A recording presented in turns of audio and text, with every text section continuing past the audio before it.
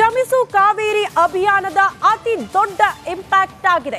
ರಿಪಬ್ಲಿಕಾಣ ಕ್ಷಮಿಸು ಕಾವೇರಿ ಹೆಸರಿನಡಿ ಅತಿ ದೊಡ್ಡ ಅಭಿಯಾನವನ್ನ ಕೈಗೆತ್ತಿಕೊಂಡಿತ್ತು. ನಿರಂತರವಾಗಿ ವರದಿ ಮಾಡಿತು.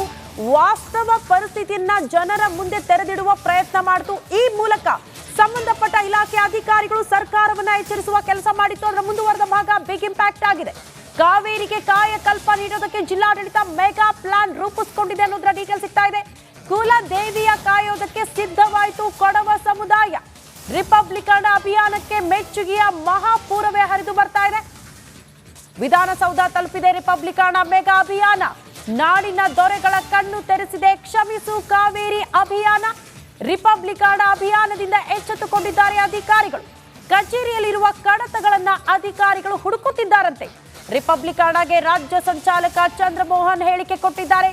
ಕಾವೇರಿ ಸ್ವಚ್ಛತಾ ಆಂದೋಲನ ಸಮಿತಿ ರಾಜ್ಯ ಸಂಚಾಲಕ ಚಂದ್ರಮೋಹನ್ ರಿಪಬ್ಲಿಕನ್ ಜೊತೆ ಎಕ್ಸ್ಕ್ಲೂಸಿವ್ ಆಗಿ ಮಾತನಾಡಿದ್ದಾರೆ. ಈ ವಿಚಾರಕ್ಕೆ ಸಂಬಂಧಪಟ್ಟಂತೆ ರಿಪಬ್ಲಿಕನ್ದಿಂದ ನಮ್ಮ ಕನಸು ನನಸಾಗುವ ಕಾಲ ಸನ್ನಿಹಿತವಾಗಿದೆ ಅನ್ನುವಂತಹ ವಿಚಾರವನ್ನು ಕೂಡ ಪ್ರಸ್ತಾಪ ಮಾಡಿದ್ದಾರೆ. ಇದು ರಿಪಬ್ಲಿಕನ್ ವರದಿಯ ಬಿಗ್ ಇಂಪ್ಯಾಕ್ಟ್.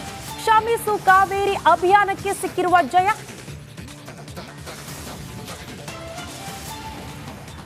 ಕಳೆದ 2 ದಿನಗಳ ಕಾಲ ನಿರಂತರವಾಗಿ ರಿಪಬ್ಲಿಕ್ ಕನ್ನಡ ವಾಹಿನಿಯಲ್ಲಿ ಬಂದಂತಹ ಆ ಕ್ಷಮಿಸು ಕಾವೇರಿ ನಿಜಕ್ಕೂ ತುಂಬ ಒಂದು ಬೆಳವಣಿಗೆ ಕಂಡಿದೆ.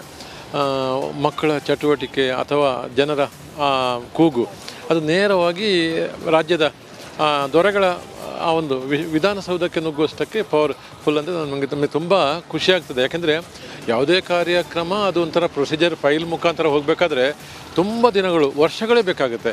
ಆದರೆ ಒಂದೇ ಗಳಿಗೆಯಲ್ಲಿ ಅದು ನೇರ ಪ್ರಸಾರಗಳು ಆ ಫೈಲ್ಗಳು ಅದು ಹೋಗಿ ಇವತ್ತು ಅದು ಅಲ್ಲಿ ಚರ್ಚಾ ವಿಷಯ ಆಗಿದೆ. ಜೊತೆಗೆ ಇಲ್ಲಿ ಈ ಭಾಗದಲ್ಲಿ ಬೆಳವಣಿಗೆ ನೀರಾವರಿ ನಿಗಮದ ಅಧಿಕಾರಿಗಳಿಗೆ ಈ ಕಾವೇರಿ ಇದರ ಸಂರಕ್ಷಣೆ ಹೊಣೆ ಬರುತ್ತೆ. ಅವರುಗಳು ಫೈಲ್ ಜಾಲಾಡ್ತಿದ್ದಾರೆ. ಅವರುಗಳು ನಮ್ಮ ಜೊತೆಗೆ ಕೂಡ ಸುಮಾರು ಮಾಹಿತಿ ಕೇಳಿದರು.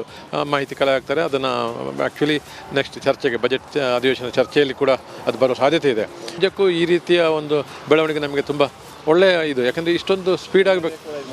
ಇವತ್ತು ನಮ್ಮ ಶಾಸಕರು ಕೂಡ ಮಡಿಕೇರಿ ಕ್ಷೇತ್ರದ ಶಾಸಕರು ಹಾಗೆ ವಿರಾಜಪೇಟೆ ಕ್ಷೇತ್ರದ ಶಾಸಕರು ಕೂಡ ಈ ಬಗ್ಗೆ ಮಾತಾಡ್ತಾರೆ. ಕಳೆದ 2 ದಿನಗಳ ಕಾಲ ನಿರಂತರವಾಗಿ ರಿಪಬ್ಲಿಕ್ ಕನ್ನಡ ವಾಹಿನಿಯಲ್ಲಿ ಬಂದಂತಹ ಆ ಕ್ಷಮಿಸು ಕಾವೇರಿ ನಿಜಕ್ಕೂ ತುಂಬ ಒಂದು ಬೆಳವಣಿಗೆ ಕಂಡಿದೆ. ಮಕ್ಕಳ ಚಟುವಟಿಕೆ ಅಥವಾ ಜನರ ಕೂಗು ಅದು ಈ ಬಗ್ಗೆ ಮತ್ತಷ್ಟು ಡೀಟೇಲ್ಸ್ ಅನ್ನ ಕೊಡ್ತಾ ಹೋಗ್ತಾರೆ ನಮ್ಮ ಪ್ರತಿನಿಧಿ ಅನುಕಾರ್ಯಪ್ಪ. ನೇರ ಸಂಪರ್ಕದಲ್ಲಿದ್ದಾರೆ. ಅನುಕಾರ್ಯಪ್ಪ, ನೀವು ಮತ್ತು ರಂಜಿತ್ ನಿರಂತರವಾಗಿ ವರದಿ ಮಾಡಿದ್ರಿ. ಸಂಬಂಧಪಟ್ಟ ಇಲಾಖೆ ಅಧಿಕಾರಿಗಳ ಗಮನಕ್ಕೆ ತರುವ ಪ್ರಯತ್ನ ಮಾಡಿ ಸರ್ಕಾರವನ್ನ ಎಚ್ಚರಿಸುವ ಕೆಲಸ ಕೂಡ ಮಾಡಿದ್ರಿ.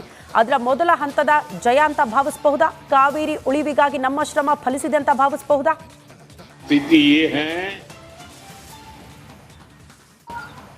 ಶ್ರೀಲಕ್ಷ್ಮಿ, ನಿಜ ಅಂತ ಹೇಳ್ಬಹುದು. ಯಾಕಂದ್ರೆ ಇದು ನಿರಂತರವಾಗಿ 2 ದಿವಸ ನಿಮ್ಮ ರಿಪಬ್ಲಿಕ್ ಕನ್ನಡ ಮೂಲಕ ನಾವು ಇದನ್ನು ಅಭಿಯಾನ ಮಾಡಿದ್ದೇವೆ. ಅಂದ್ರೆ ಇದು ಸಾಕಷ್ಟು ಸುದ್ದಿಯಾಗಿತ್ತು. ಅಂದ್ರೆ ರಾಜ್ಯ ಸರ್ಕಾರ ಕೂಡ ಇದು ಮುಟ್ಟಿದೆ.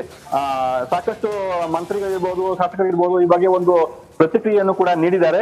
ಈಗ ಏನಾಗಿದೆ ಅಂದ್ರೆ ಕಾವೇರಿ ನೀರಾವರಿ ನಿಗಮದ ಅಧಿಕಾರಿಗಳಿದ್ದಾರೆ, ಅವರು ಕಡತವನ್ನು ಪರಿಶೀಲನೆ ಮಾಡ್ತಿದ್ದಾರೆ. ಕಡತ ಮಾಹಿತಿ ಕೊಡಿ ಅಂತ ಹೇಳಿ ಸರ್ಕಾರ ಕೇಳಿರುವಂತದ್ದು. ಜೊತೆಗೆ ಇಲ್ಲಿ ಸ್ಥಳೀಯ ಶಾಸಕರು ಕೂಡ 2 ಕ್ಷೇತ್ರದ ಶಾಸಕರು ಕೂಡ ಮಾಹಿತಿಯನ್ನು ಅಧಿಕಾರಿಗಳಿಂದ ಕೇಳಿದ್ರೆ ಅದರಿಂದ ಮಾಹಿತಿ ಸಂಗ್ರಹ ಮಾಡ್ತಿದ್ದಾರೆ ಒಂದು ಕಡೆ. ಇನ್ನೊಂದು ಕಡೆ ನಮ್ಮ ಕಾವೇರಿ ಸ್ವಚ್ಛತಾ ಆಂದೋಲನ ಸಮಿತಿ ರಾಜ್ಯ ಸಂಚಾಲಕರು ಚಂದ್ರಮೋಹನ್ ಅಂತ ಇದ್ದಾರೆ. ಅವರಿಂದಲೂ ಕೂಡ ಸಾಕಷ್ಟು ಮಾಹಿತಿಯನ್ನು ಅಧಿಕಾರಿಗಳು ಕೇಳಿದರೆ ಎಲ್ಲೆಲ್ಲಿ ಏನೇನಾಗಿದೆ ಅಂತ ಹೇಳುವಂತದ್ದು.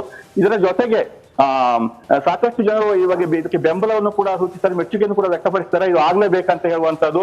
ಮತ್ತೆ ಈಗ ಅಧಿವೇಶನ, ಬಜೆಟ್ ಅಧಿವೇಶನ ಏನಾಗ್ತಾ ಇದೆ, ಅಧಿವೇಶನ ಕೂಡ ಈಗ ಗಮನ ಸೆಳಿತೀವಿ, ಸರ್ಕಾರದ ಗಮನ ಸೆಳಿತೇವೆ, ಮತ್ತೆ ಚರ್ಚೆ ಮಾಡ್ತೇವೆ ಅಂತ ಹೇಳಿ ಸ್ಥಳೀಯ ಶಾಸಕರು ಕೂಡ ಒಂದು ಭರವಸೆಯನ್ನು ಕೂಡ ನೀಡಿದ್ದಾರೆ. ಈ ರೀತಿ ಸಾಕಷ್ಟು ಇಲ್ಲಿ ಜನರಿಗೂ ಕೂಡ ಸಾಕಷ್ಟು ಇದಕ್ಕೆ ಮೆಚ್ಚುಗೆಯನ್ನು ಕೂಡ ವ್ಯಕ್ತಪಡಿಸ್ತಾರೆ. ಇದೇ ರೀತಿ ಅಭಿಯಾನ ಆಗ್ತಾ ಇರಬೇಕು. ರಿಪಬ್ಲಿಕ್ ಕನ್ನಡ ಈಗ ಮೊದಲ ಬಾರಿ ಈ ರೀತಿ ದೊಡ್ಡ ಮಟ್ಟದಲ್ಲಿ ಅಭಿಯಾನ ಮಾಡಿದೆ. ಸರ್ಕಾರದ ಕಣ್ಣು ತೆರೆಸಿದೆ. ಮತ್ತೆ ಅದಕ್ಕೆ ಓಕೆ ಅನುಕಾರ್ಯಪ್ಪ, ಧನ್ಯವಾದಗಳು ತಮ್ಮೆಲ್ಲ ಮಾಹಿತಿಗೆ.